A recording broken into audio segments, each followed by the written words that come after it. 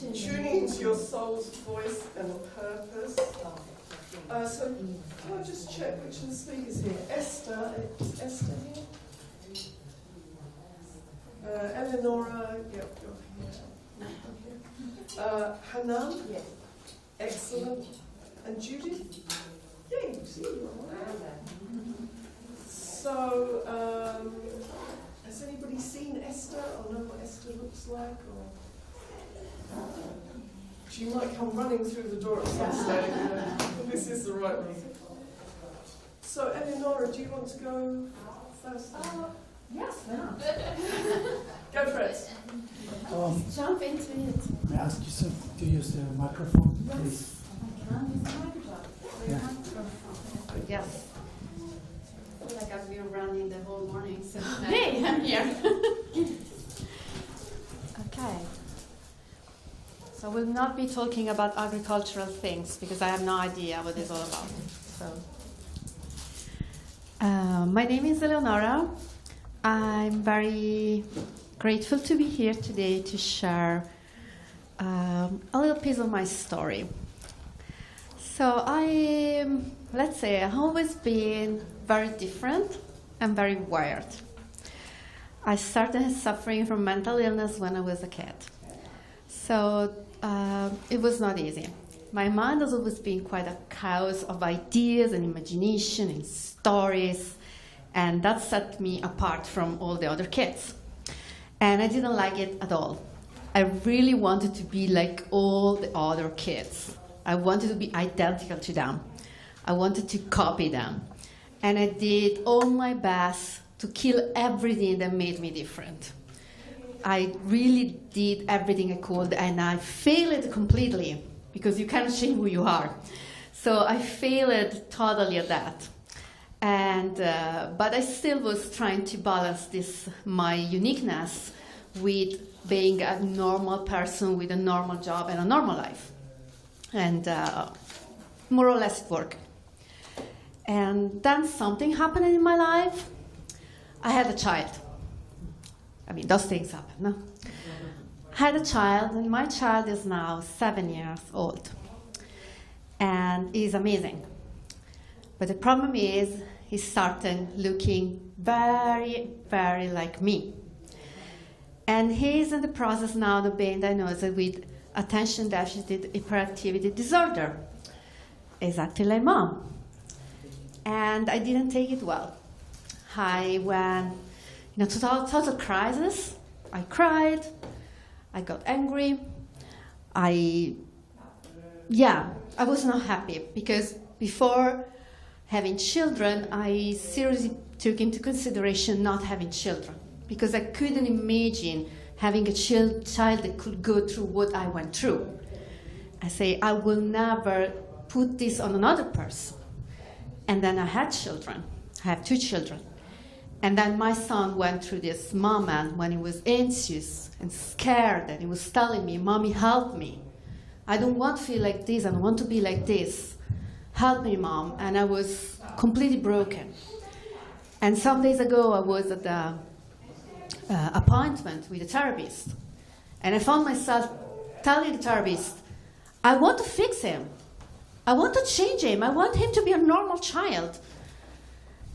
And then I stopped and realized, what the heck are you saying? Because he is amazing.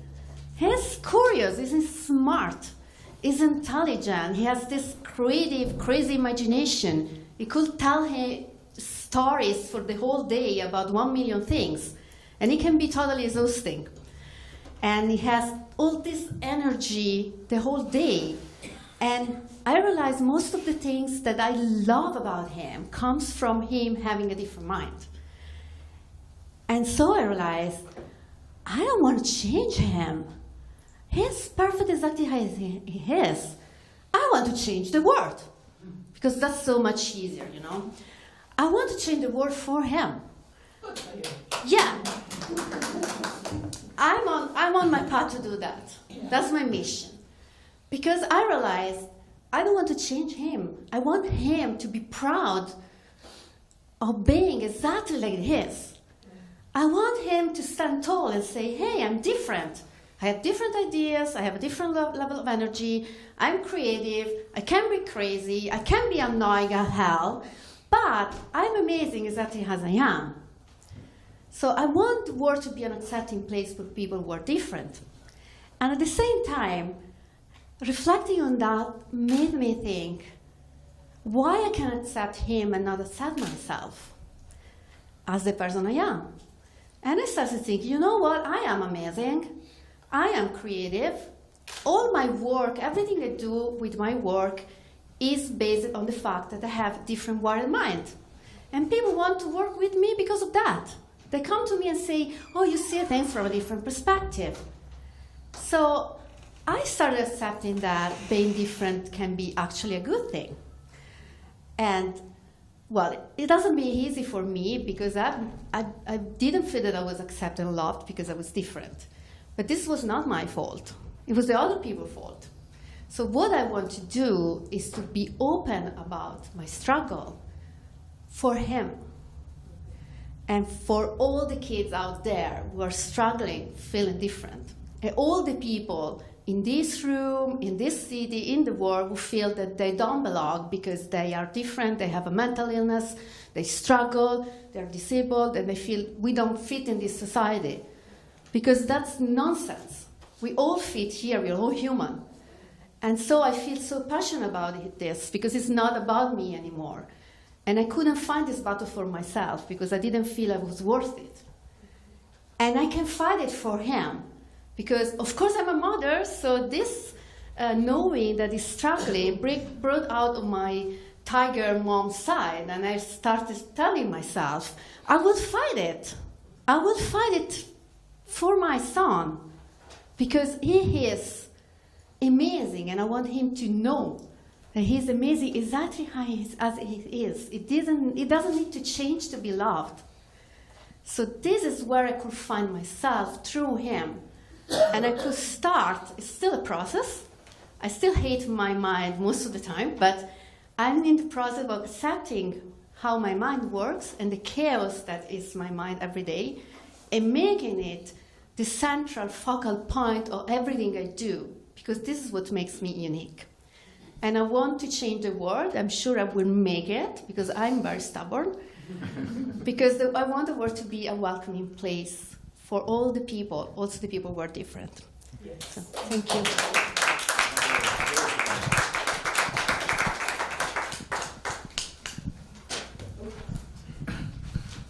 So did Esther arrive yet? No, okay. Does she know she's going to speak? Sorry? Does she know she's going to speak? It's on the programme, I don't know, so it was just a case of finding what room really. So my name is Pat Duckworth, and I'm a coach and a speaker and a therapist, and when I work with clients one-to-one, the final question I ask them after I've taken all their history is, if you had a purpose in life, a reason to be on this earth, what would it be? Now, it seems to be regardless of age, because some young people are kind of born knowing what they wanted to do.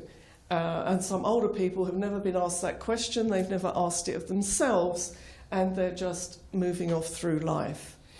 And they say, well, why are you asking me that? I've come for my flight phobia, or I'm trying to lose weight, or why are you asking me about my purpose in life?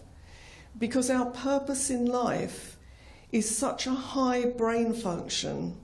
I don't know if any of you have come across the model of neurological levels, but in that model, purpose in life is the very highest brain function because it's the thing that takes us beyond who we are.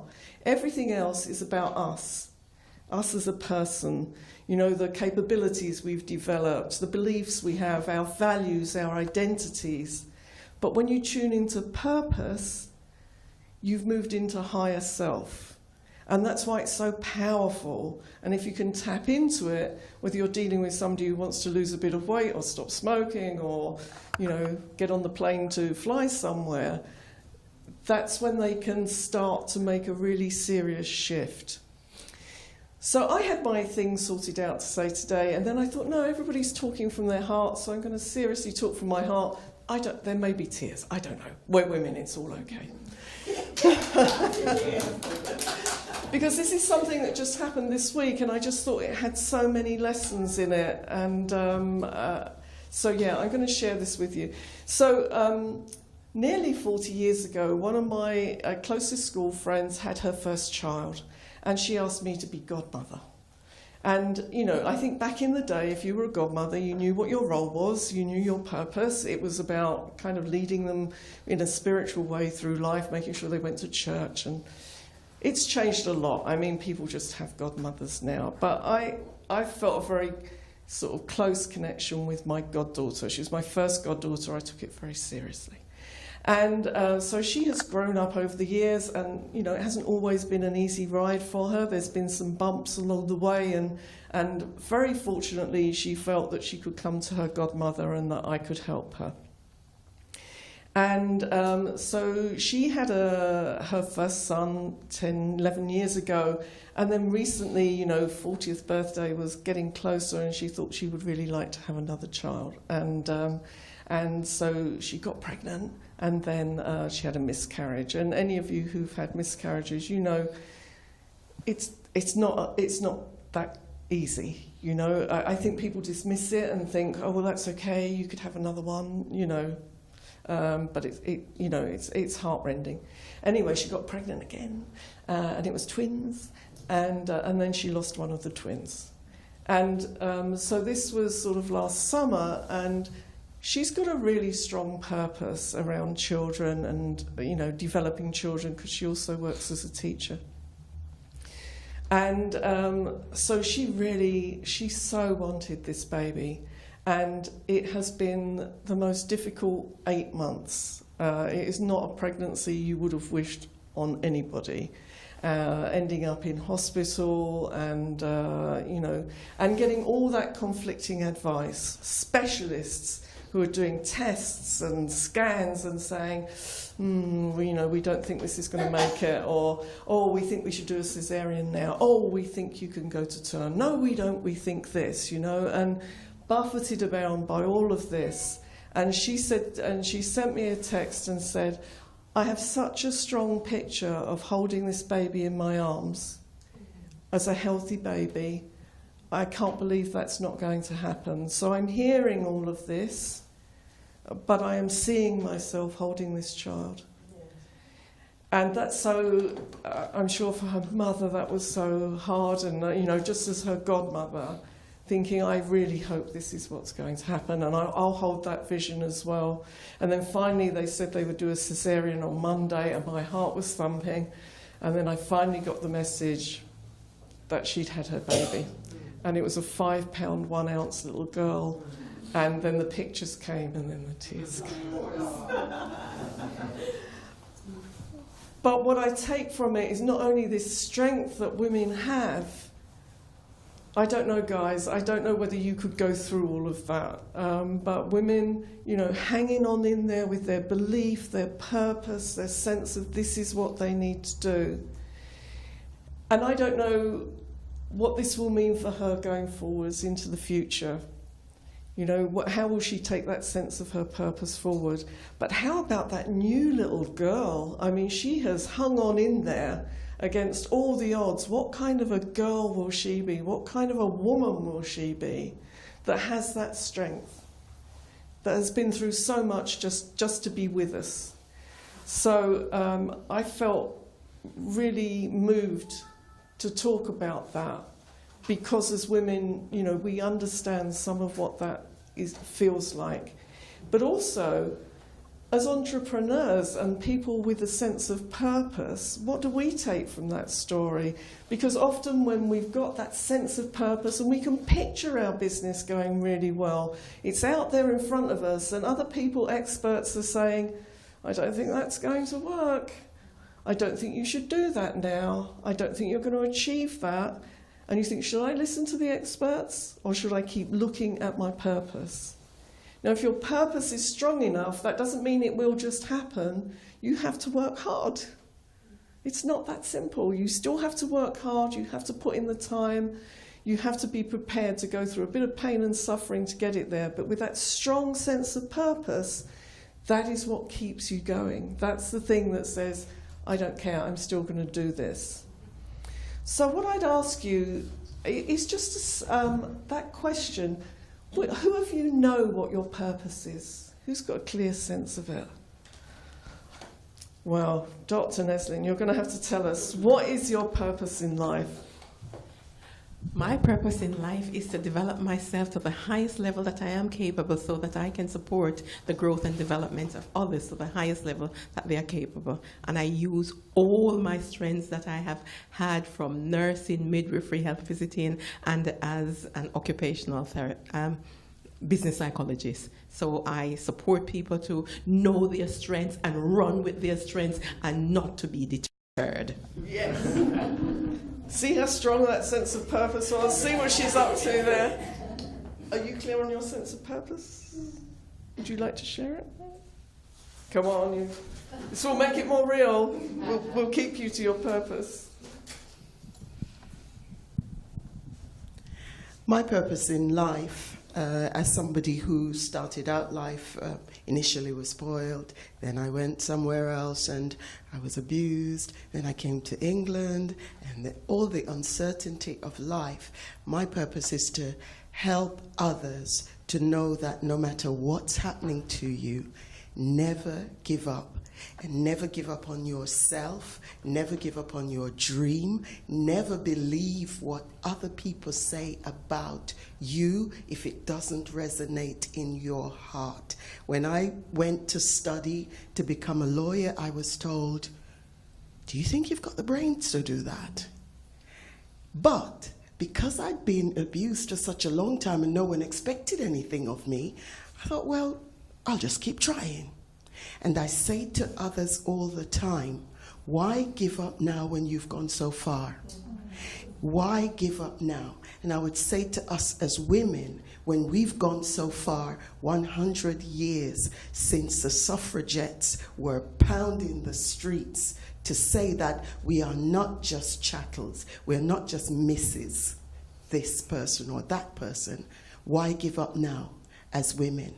That's my purpose, to help people to know that they should never give up. Excellent. Love that purpose. Anybody else? One last person want to share their purpose with us? Oh, come on, Lana, you're being nudged. My life purpose has changed drastically the past few years. And for now, what I hold as my life purpose is to own my energy and what I bring in the room, and to model it for those that are around me, and for them to see how they can also own their energy and own their presence and claim their space. Excellent. Thank you. So thank you. If you haven't thought about your purpose yet, spend a little time meditating on it. What I was going to do today was a meditation around walking towards your sense of purpose. If anybody would like that, I have it as a recording. Just come and see me afterwards, and you can have that recording and just walk through your life towards your purpose. Excellent. Thank you.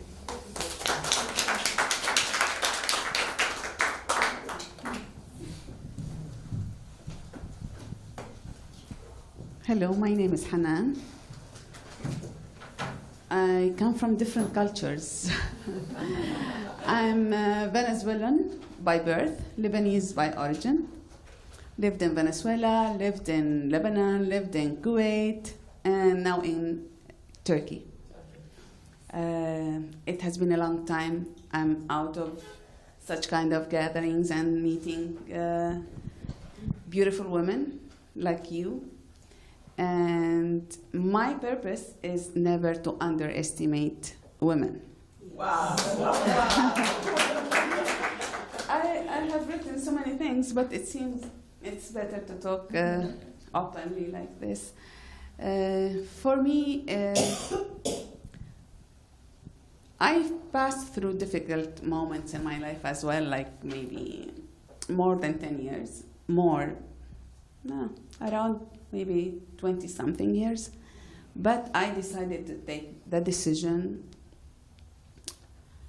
and I took the decision. It was difficult. I passed through a divorce. I suffered, but silently, because of children. we women always think about our children before ourselves. But it should come the time that we should face the reality that children will grow up and they will fly away and we stay alone, even if they are always around. But I took decision after 22 years of marriage to break that marriage because of not only my well-being, also for my children who were adults at that time already, young but adults. Of course it was difficult because of all the culture, the religion, the society, and more society, what they will say, people like to judge. They never put themselves in your shoes. And we always suffer, but at the end, a decision must be taken. And when I took that decision,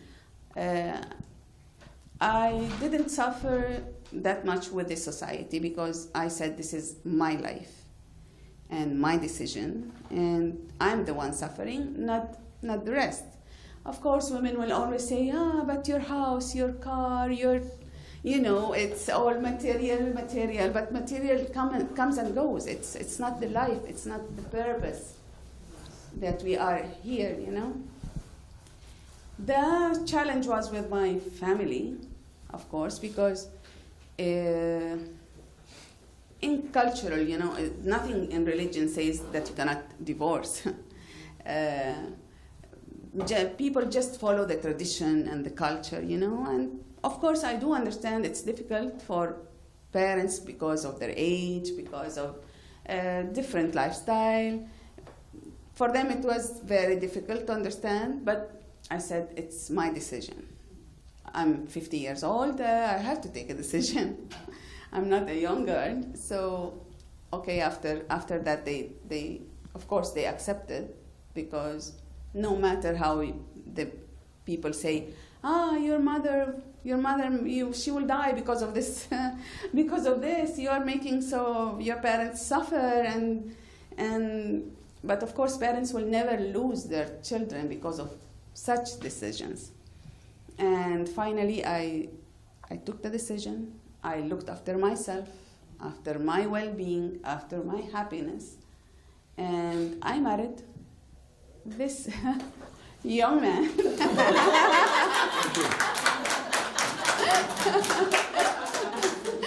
who has supported me because I think, and it should be like that any marriage, any relationship should be based on friendship. I think that I didn't have in my marriage. So if there is no friendship, there is no understanding. And no understanding means no sharing. And with my actual husband, I found all of that. And we live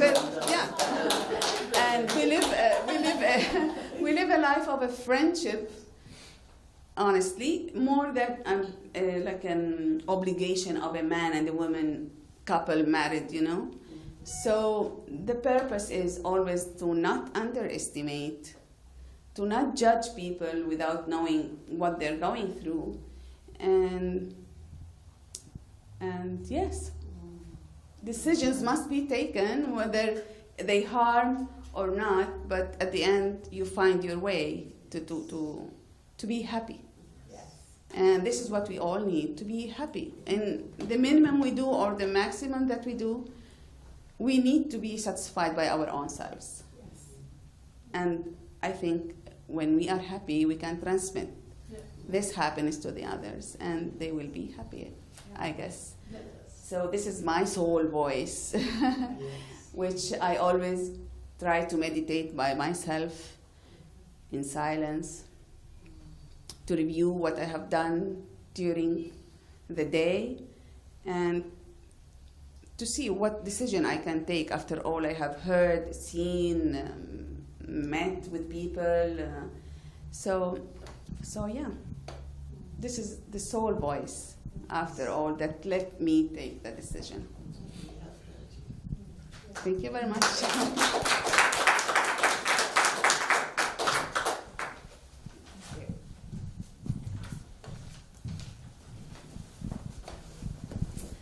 follow that.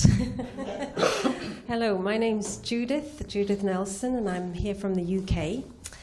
And I'm here because I was invited. I didn't really know anything about the setup, and so I'm a novice. I'm a WEF virgin. I hope you'll bear with me, because again, I think it's best to speak from the heart in this circumstance, and it's lovely to be with other women. I think we're underestimated, underrated, and I speak as one of those as a child who was told by my father that, well, he realised, he said, you're not very bright, so I think what you should do is a sandwich course, and that's about your limit. But I realised when I was very little, I had this question in my mind about, what am I here to do? What am I here for? Even at the age of 7, I can remember thinking, there's more to life than all this nonsense of adults running around not listening to me, to each other. And I had a very strong sense of that there's something in life that I'm here to do. And I remember even saying one time to my father, do you not feel you're here to do something great and to be something great?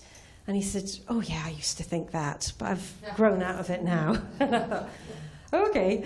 But I was very lucky. I was born one of 4 girls, and I never saw myself as being different from men or less than men. It just wasn't a concept that came into my mind. I always felt that there was nothing unequal, so it was a bit of a shock to be in the world and realise women are judged in a different way. But thankfully, I kind of drifted, and I mean drifted into my first profession, which was physiotherapy. And I learned so much from that experience because I wasn't comfortable around people. And being a physiotherapist means you have to touch people. And I was almost allergic to it. And I didn't realise until my first placement when the man who was my tutor at the time said, you have a problem. You don't like touching people. And it was a real revelation. And a lot of self-awareness came out of this, but I also began to realise that I was very nervous, very anxious, and very lost. And I spent about 5 years in physiotherapy, where the happiest place I found was in psychiatry, because I started to teach other people about how to manage anxiety and also to manage stress. And I am getting to the purpose of what I want to explain. But through that revelation of realising for myself that I was really quite stressed and anxious, I started to search for meaning in life and what was the point of all of this. And I realised that the only way to really tune into my own soul was via my heart and via meditation. So through a journey through my life of being rather depressed in my 20s as a physio, thinking, this is not right for me, I took a really bold step to jump into another profession. I became a broadcaster and a journalist. And I went through that path because I was always looking for affirmation. I wanted to be somebody. I wanted to mean something in life.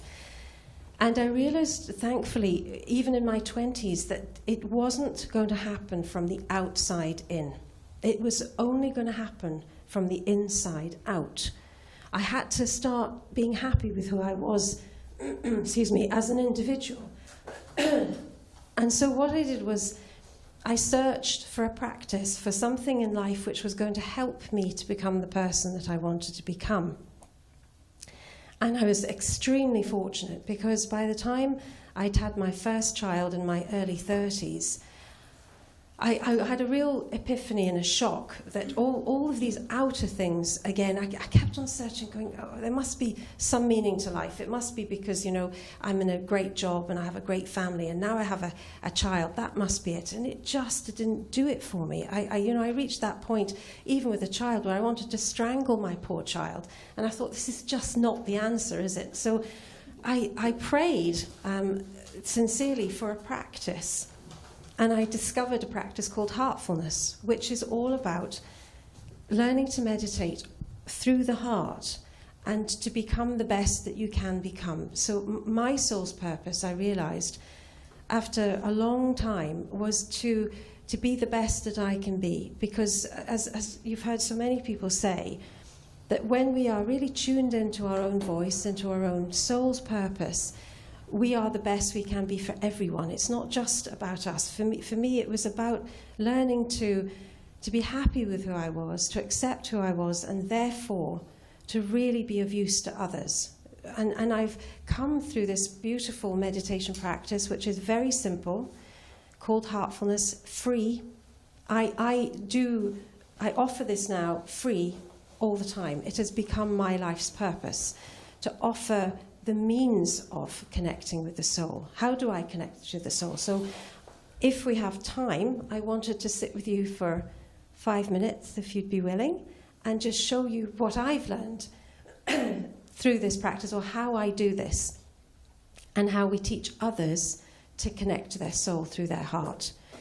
It's a very underrated thing, I think, in life, this ability to live by the heart, to live by the soul's voice continually. And over 20 years of meditating in heartfulness, and it's very simple, I have come to be able to live every moment of my life from my heart, tuning in and just following the guidance without even having to try anymore. I don't even have to engage my head. It's absolutely blissful, in all honesty. I wouldn't have believed, if you told me 20 years ago, that I could live a life like that. I just wouldn't have believed it, but I know from my experience, and what I'd encourage everyone to do is to believe, as all of you have heard and said to each other, believe in yourself, believe in the voice that's inside you. And if you would just allow me to do a little session with you now, I'd be delighted to do so. Is that all right? Yes. And then after that, I'm happy to have everyone share their own experiences if you have a meditation practice, because mine is not the only one out there. I would never sell it because it's free. But also, I'd encourage people to find what suits you as a human being. However, I will share it now. So I'm going to sit down.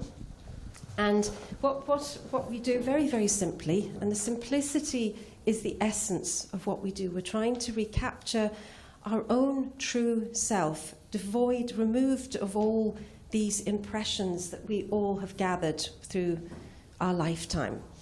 So what we do is we have this beautiful meditation where we close our eyes, we do it in silence, and we bring our awareness down into our heart. So if you can imagine doing that, you're just gently bringing your awareness from the outside of yourself, from all the things in the room, gently into your heart.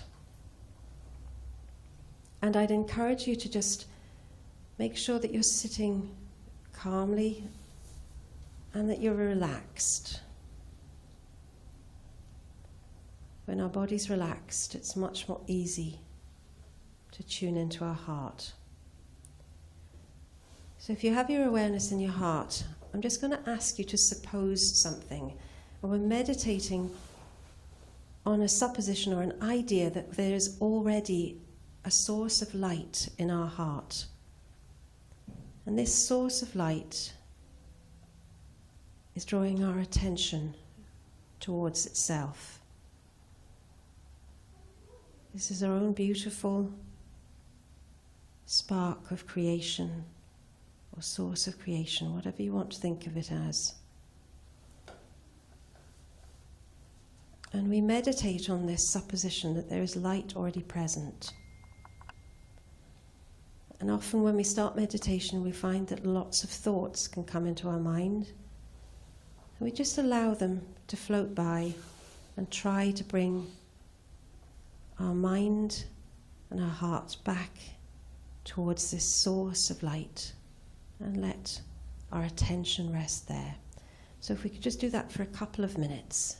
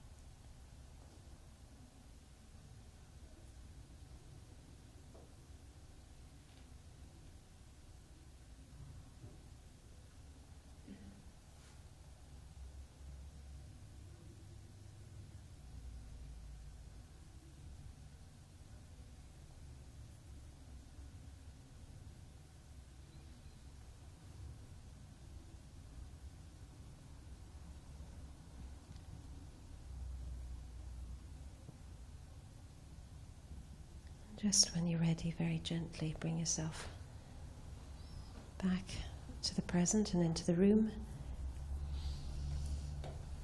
And you just have a couple of deep breaths and just see if you can tune into your body a little bit and into your heart and see,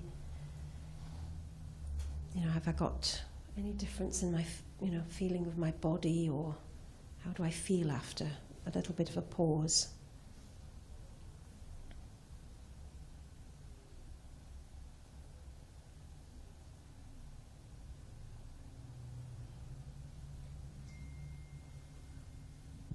And I heard a couple of other people mention meditation.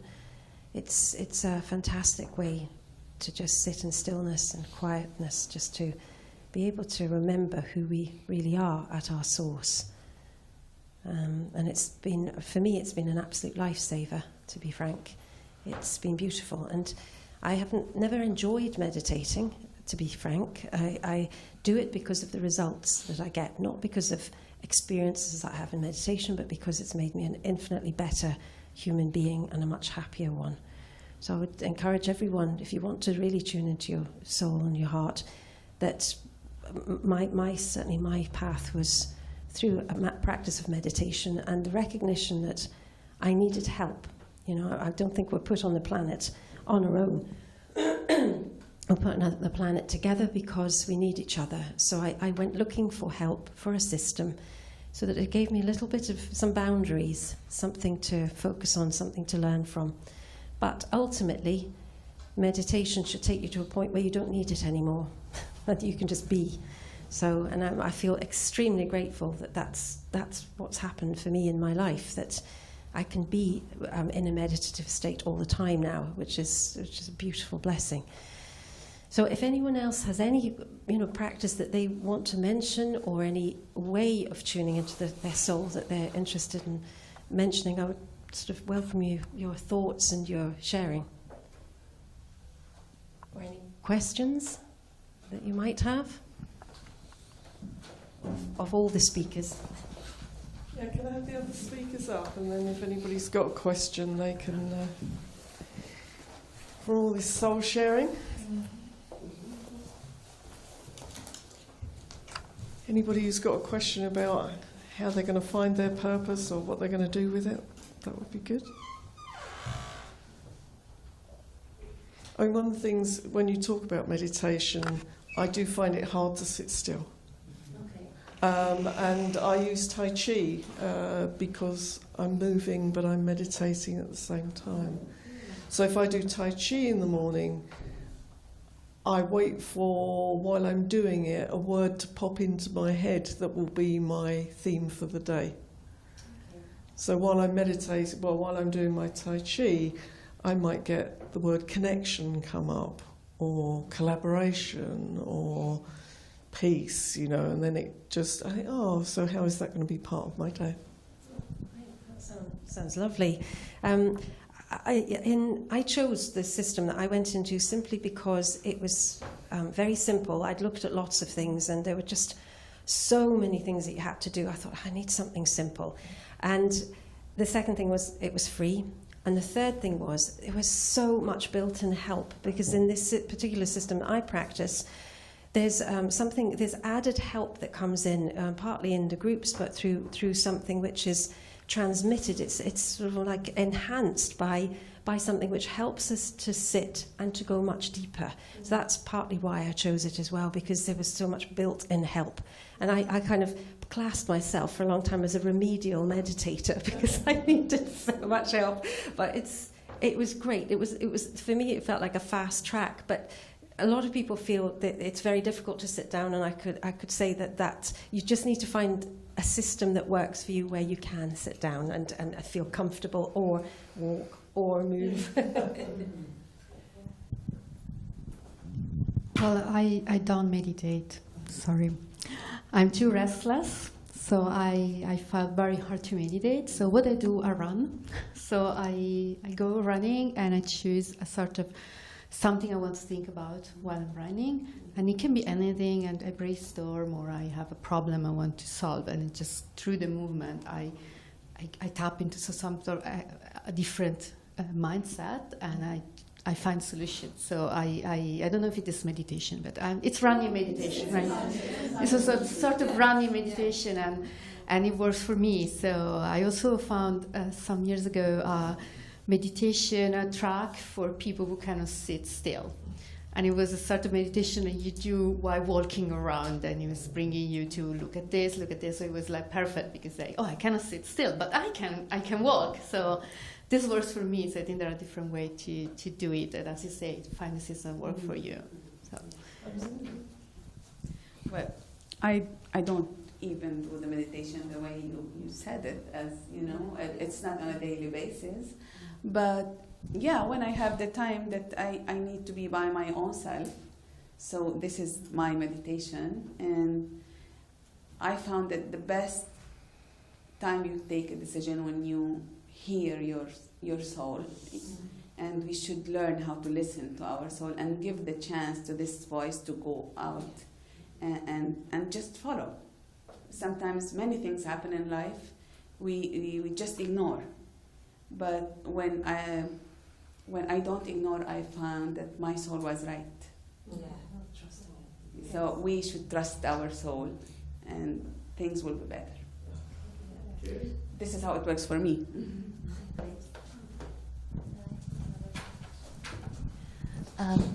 I love it that we're talking about something that a lot of us women would be nodding to and agreeing. I'm at this point in my life that I'm now asking, how can we encourage the men in our lives to embrace the same topic, the same talks that we're conversing? I mean, how can we say talk about soul and passion without them cringing, or without them saying, "Oh, it's just so woo-woo"? So, have you had experiences or tips on how we can include the men in these kinds of conversations? So I find that when I talk about neurological levels to men, that sounds much more scientific. This was developed by a man, so this must be good. But once you start talking about, we're into brain function, and that you can be more effective once you've tapped into this, that if you rise above your identity into something bigger, and if men look at me a bit, I say, well, think about my computer in the corner of the room. If it's not plugged into the internet, it works pretty well. I can make documents, I can do spreadsheets, I can write things. So there's lots of functionality, but when I plug it into the internet, it becomes exponentially more powerful. So if you're only working at the level of not being plugged into the internet, you haven't got to that purpose level. Find the purpose, and now everything opens up for you. So by using these kind of metaphors that mean more to men, then I find they engage with it, and they want to be more powerful, so why wouldn't they plug into it, basically? Any thoughts? I learned after a little while not to bother talking about it, because I tried to push my husband into doing what I was doing. And it was a big mistake, because it wasn't coming from him. So when I changed, he said, "You've changed so much, I'll do this," including my father, including my mother, including all my friends.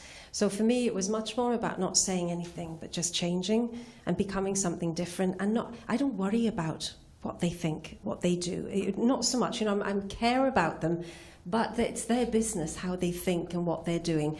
My business is with me, and to keep improving and changing, and people just follow behind. They just come along, because I'm not preaching, I'm not trying to tell them something.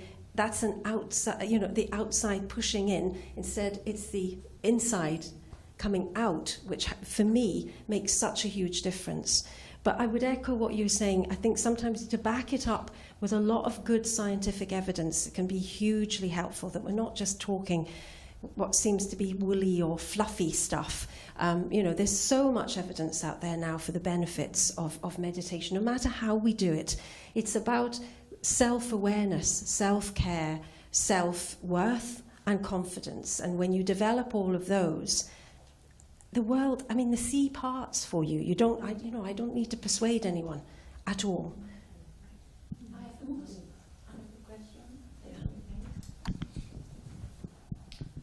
So this whole morning, everybody talks about finding your purpose, listen to your inner voice, but I find it very difficult how to visualize that, how to find it, because many women ask me that how I don't know how to explain to them how to find the purpose. So is there anybody who can explain how to do that? I heard it so many times already this morning, so I wonder. There are lots of exercises and ways of thinking about it. And again, you know, it's saying to people, you know, what would be most meaningful for you if it was written on your gravestone? If somebody wrote, "Oh, she kept a clean house," okay, you don't see that very much. But if it was, "Oh, I'd like people to say what a good friend I was," okay, so what does it mean to you to be a good friend? Because perhaps there's some purpose sitting in that. Or, "I made a difference." She made a difference. To what? To who? You know, there's some digging to do. Most people have that purpose buried in them, and it's just finding the right questions to ask. You know, if somebody was writing your obituary, what would you want them to be saying about you? Because that's when they say all the really good stuff. So what is it they're saying about you that makes you feel really good now? It's that kind of a question. It's, you know, what goes beyond you? What are you leaving? What's your legacy? What would mean the most to you if you left it as a legacy? And if that's a clean house, that's fine. But if it's, well, I want to, you know, help children in the third world, then okay. Thank you. I think we often judge everything by, again, from the outside, you know, doing. For me, it's about the being. Who am I? And we sometimes don't have instant revelations about what we're here to do. I have friends who knew from a young age what they wanted to be and what they wanted to do. I didn't have that. For me, it was more a slow revelation about who am I here to be and what am I here to be. So I think the difficulty is that we judge things too much by the outside world and by money, by success, whereas for some people their soul's purpose is to be the best that they can be as a human being. And what's wrong with that? To me, that's perfect. It's beautiful. So I would say that that's why I had to find that out through looking into my own heart, but it wasn't an instant revelation. It can take time, and patience is very necessary. Something else that, you know, many of us need to learn more possibly too. I would like to add that Lana and I, we worked together. We found a collab together, and last year we wrote a book about making things happen and making a plan to make things happen. And our book starts with a chapter on finding your purpose. Because while writing the book, we realized that this is the foundation of everything you do. Our book is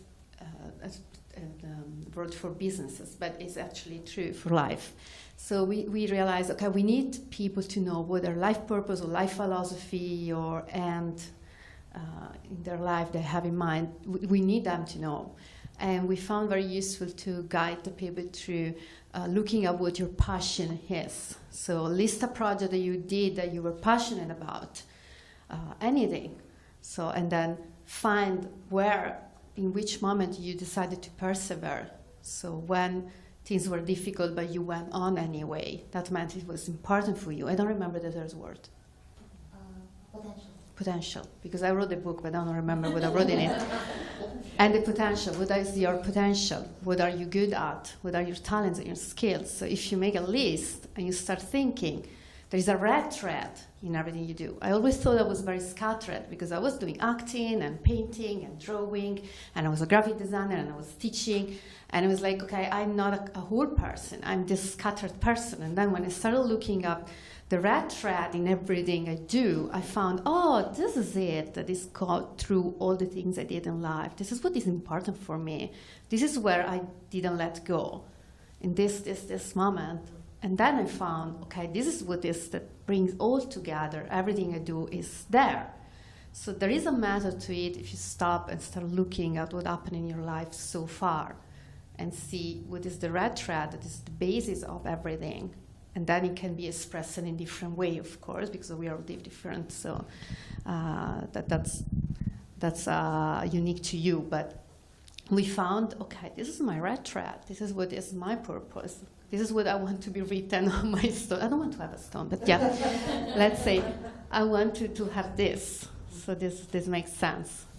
So you have to keep exploring.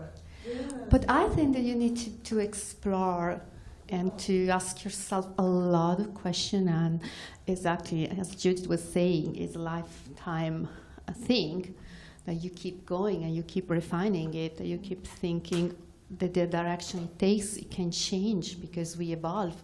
But in the end, I think that at the age we are, we did enough to be able to say, well, my heart goes in that direction. Like, I love working with people, or I love creating, or I love guiding children in becoming the better version of themselves. I mean, there is something that we can really say is that. Then anything can happen in life and you change your purpose. That's all, of course. As a basic, this helped me immensely while developing this process. I was also testing it on myself. And for the first time, I found, oh, this is my purpose. I'm not a scattered, crazy person completely. There is something there. And it was really helpful in making a direction where I want to go with my business and in my relationship and everything. So it was really a good discovery. So that's, yeah. I don't know what to add more. Well, for me, you should accept yourself as you are and love yourself. Then you find the purpose, and then you don't care about what people think. This is for me. This is what happened because of so many experiences, you know, the judging, people judging all the time. I'm not a person that judges, not economically, not materialism, you know, and not anything, because I'm not you. I don't know what you're passing through to judge you. So people should respect you as you are. If I accept myself how I am, then I don't care how people think about me or accept me or not. I accept myself as I am, and I respect everybody. I respect whatever they think, but I don't allow them to disrespect me or underestimate me.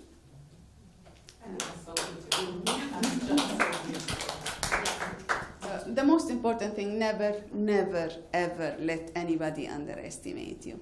Not your family, not your husband, not your colleagues, not anybody. And all of us have something to give. All of us have potentials. Sometimes we don't know that we have it until the time comes, and it's there. Each one of us have it. But sometimes the society doesn't allow you to see that potential that you have. As long as you have it, go for it. And for me, this is the purpose. Thank you. Okay, our time is up, so, and I don't want to stop anybody getting their curry. So, Judith, thank you so much. Can we all get together and have a picture? Hanan, thank you, and Eleanor, thanks everybody, and thank you for sharing with us.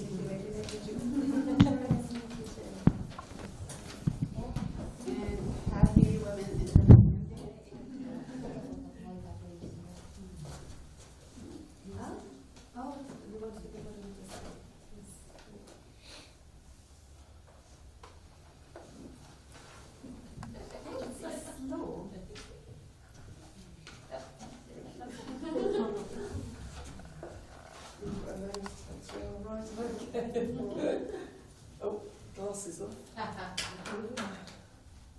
One, two, three.